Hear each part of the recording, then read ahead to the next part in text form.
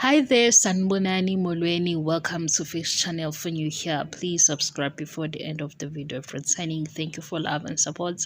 I appreciate you. Wait, guys, sixoxa ngama-TV shows. Lama-TV shows mhlambe asebuye kathathu kawu-4 ku-TV. Lokho okudala okuvele kwisizini edlulile sikusebenzisa njenge-reference ukubuka ukuthi basasisho into efanayo noma sekukhona labahluke khona.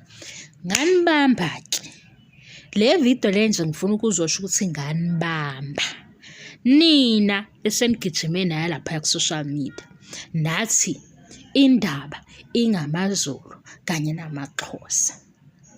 Ngizosebenzisa enye i-TV show sijaje-ke lento namhlanje futhi masiyijaja asibe neqiniso.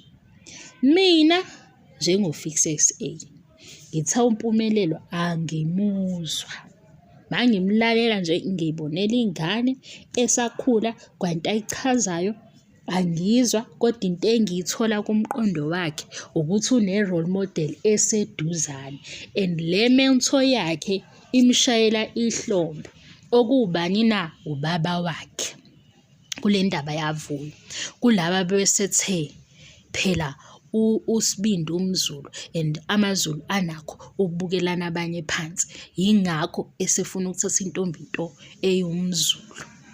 Lapha ngimuzwa mina uSibindi ngathi mina idrama kaSibindi ake silandele idrama kaSibindi njengoba ibeka phambi kwethu, singabe sesifaka ukuthi amaZulu anje. Kodwa-ke ngoba niyifakile ngathi asixoxeni-ke nayo kungaliwa, nomunye futhi anga-ofendwa imibono yabanye, ngoba laba abanemibono umuntu usuke ekhuluma nge-experience yakhe. Kodwa sikwazi ukuthatha i-experience yakho nama-in-laws akho mase siyenza eyabantu bonke, ngoba vele le yama-in-laws ukuthi ababathandi omakoti unkosikazi babe bengamzwisisi yinto ongayithola yonke indawo. Kodwa ngithe ngoba sengithe amaZulu namaXhosa, niyayikhumbula into enaniyenza ku-Sis J? Oyibo sengithi uSis J kanti mina uSis Jane, hayibo uSis bani? Nkosi yami, unkosikazi uButloyiso. Yabo ukuhleba uzuphambanisa amagama. Niyayikhumbula lapha e-Eastern Cape? Nginibambile, ngiyakhumbula phela nami nginilalela abanye lapho ko-TikTok seyithi bekungcono kube nje uLoyiso, ngisengikhuluma ngeDibala, bekungcono obala. Bakwethu iflu le sihamba nomqondo wami. obuloyiso obhutuzwayo, unkosikazi kaButloyiso lapha e-Eastern Cape bese bemjaja ngokuthi akawazi ngisho amasiko. Uyena uButloyiso kwakwenze njani engathathi khona la umXhosa wasekhaya. Nina nginibambile, khulumani-ke, kwakuyini lena nikhuluma? Lapha konje unkosikazi kaButloyiso ngavele ngamkhohlwa ukumkhohlwa igama, ngikhohlwe. Niyamazi uDibala, iy'nkinga ezayivela nanilobu nithi nina nje uButloyiso kwakumele athathe umXhosa, buka manje akafuni ngisho ukufunda nange-culture. Niyajajana nje nani, niyasibiza manje nithi amaZulu anje nani, ngoba ngitheni mina into eyenziwa omunye nomunye ngayenza. Yabo nje masingathiwa sikhuluma ngokudelela, ngeke ukudelele uze ukumatanise ne-tribe eyodwa. Into eyenziwa umuntu leyo eyedwa eyikhethelayo ukuthi yena uzokwenza nje, enze nje abantu mase bem-experience ngaleyo ndlela. Bengizonikhumbuza, angazi ukuthi ngibakhumbula oLoyiso, yikho sengikhumbula sengixoxana nale ndaba yokuthi uSis Jenny i-Eastern Cape yayibhizi ngayo baze bathi iphutha. Ngathi hayibo, banaba sebethi iphutha kodwa uButloyiso usamile emshadweni. uButloyiso uyadlondlobala kodwa sebethi ukube nje wathatha umXhosa owazi isiXhosa, izinto zakaXhosa akazazi, akafune ukufunda. Kade bemfundise nini nabona ukuthi unqabile? Ngayikhumbula iy'ndaba zenu, ngayikhumbula. Bese kumiwe ngathi. Lapho mina ngithi uSibindi ukunhlanhlatha kwakhe yingoba imento yakhe ayimkhuzi.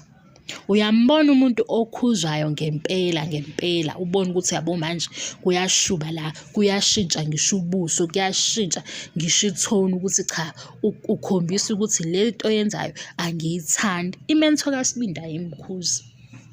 Phela sesingakhuluma iphutha ngoba nakhu abanye benu bethi ubaba uMseleku, abanye phela vele benu ubaba Umseleku uyi-role model, bona uyimento, kodwa ngeke size sikhulume iphutha sithi uSibindi lento ayenzayo uyibuke kude, uyibuke eduze. Manje-ke ukwenza kaSibindi akuhlangene namaZulu, kodwa-ke bese ngithi ningakhohlwa ngoba senifuna ukwenza sengathi amaZulu abukelana phansi. Nina le Eastern Cape uSis Jane benimbuke, yes uSis Jane benimbukela phansi, ningafuni nokuzwe lakhe iside. Uma esho ukuthi yena washeshe wabona ukuthi akamukelekanga kahle, nithi phela nguye wayezitshela. Uma kukhulunywa ngokuthi kugqoka kanjani bemfundisa, ngoba sithi hawu sekuphela iminyaka emingaka mase bezomfundisa manje ngokugqoka. Wayengafundiswa ngani ekuqaleni? Kanti ekuqaleni basho ukuthi baqale bambuka nge-bombastic side eye. Nina ningazenzi ngcono, siyafana nje sonke futhi. Yabo nje umuntu oyaye efike ethi amaXhosa amaZulu, mina ngibona into eyodwa, ukwenza komuntu kuyafana. Ukhetha ukuhlonipha nowazisa inhlonipho ingoba uyazi ukuthi kubalulekile lokho. Okhetha ukudelela ufuna ukuthi yena abonakale kanjalo. Kodwa manje ngoba uSibindi useyetheni, sebebaningi abathi amaZulu anjani. Lapha e-Eastern Cape kwase kuthiwa nje ubhuti Loyiso kusho ukuthi naye ikhaya lakhe ikubo akalibukeli, ikubo nayo libukela phansi, ubeka unkosikazi wakhe phambili. Nayi buza ukuthi hayibo, ngoba nje bonke abantu abashadile benze njalo, ngoba umndeni phela manje sewuqala, usuke sewuqala nonkosikazi kodwa engakhohliwe yikhaya, ngoba phela unkosikazi uba ney'ngane naye, iy'ngane sey'dinga abazali, usebambisene nonkosikazi ngoba benekusasa. Ngathiwa phela kwanaye unkosikazi yakhe nje eze ekhulume kanje ingoba uthola izinto kuLoyiso. Vele uzoyithola kuye njengoba uhusband wakhe. Uhusband wakhe uma ecomplaina uzotshela unkosikazi wakhe ukuthi lokhu akungiphethe kahle. Vele iy'nkinga zale ekhaya uzoyithola ngayo umyeni ngoba ngeke behlale bengaxoxi bendawonye. Nani kwenzelani lokho nijaji uSis Jane ngoba akayena umXhosa nani. Manje ngoba sekuvele indaba kaVuyo, hhayi amaZulu anje namaXhosa anje kuyafana. Kodwa-ke le video angiyenzeli ukuthi nixabane, mina ngiyenza nje ukuthi nibe nayo i-picture yokuthi nobani engayenza into ebheke eceleni, ayihlangene ne-tribe. Nobani engamenza omunye kabi, kodwa futhi kungenzeka ukuthi wena i-experience yakho nalowo muntu kungabi i-experience yomunye futhi. Ufike wena uthi amaZulu anje, avele omunye ethi amaZulu anobuntu, yena ube naleyo experience. Ngifike mina ngithi hawu umXhosa wangenza nje, omunye athi hayi unamanga, mina umXhosa wangenza nje, ngoba sine-experience engafani. Nithathe kuSibindi nase nisifaka phakathi sonke, nasibopha ngabhande linye, kanti cha, nathi sidideke njengabo bonke abantu abadidekile ukuthi kanti ithini le ngane kababa uMseleku, ngoba yona la ekuqaleni uthe njengoba nje sengini nengane ngiyazi ukuthi kufanele ngenzeni. Manje sekuwuye futhi ojinga into ayikhulumile. Ikhona i-episode waze wathi nje ubaba wakhe engabi worried, yena uyazi ethi uma yena ekhuluma indaba yokuthi akuzukuba imali yaMseleku ezokhipha ilobolo, wathi uSibindi hayi engakhathazeki ubaba lapho. Manje ngoba eseshintsha nje nathi simangele ukuthi kanti isithembu sihamba kanjani. Uma kuwukuthi ukuhamba kwesithembu kunje, wayengaqali ngani ngalokho kufanele ukuthi aqale ngakho, engaze enike laba abantwana mayesekhuluma ku-TV kube sengathi uyabahlambalaza manje. Kodwa-ke ngithe ngicabanga lento, ngicabanga nokuthi oThemba bayabuya ngoLwesine ngoba nithembekile.